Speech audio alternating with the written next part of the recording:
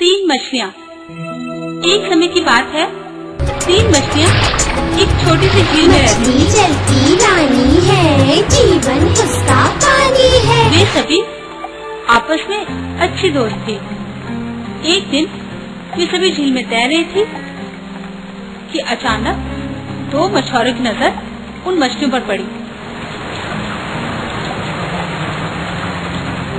पहले मछुआरे ने अपने मित्र से कहा, मित्र, ऐसा लगता है कि यहाँ काफी सारी मछलियाँ मौजूद हैं।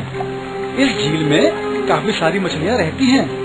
हमें कल आकर इन्हें पकड़ना चाहिए। दूसरे मछुआरे ने अपने दोस्त की सलाह मानी। हाँ हाँ।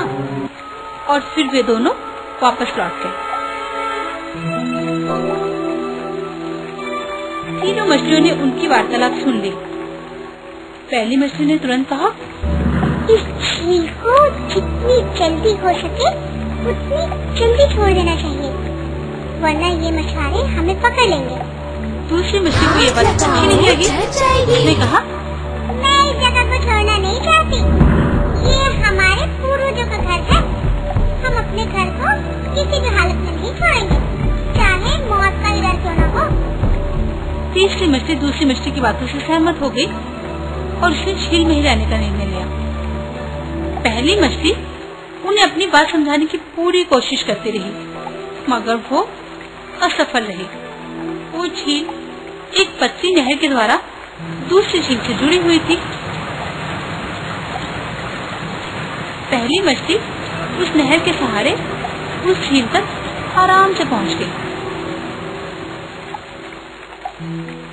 दूसरे दिन सुबह सुबह मछुआरे अपने जाल के साथ झील में पहुंच गए।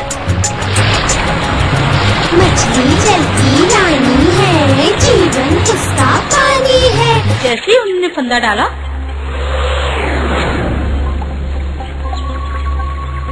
दोनों मछलियां उनके जाल में फंस गई।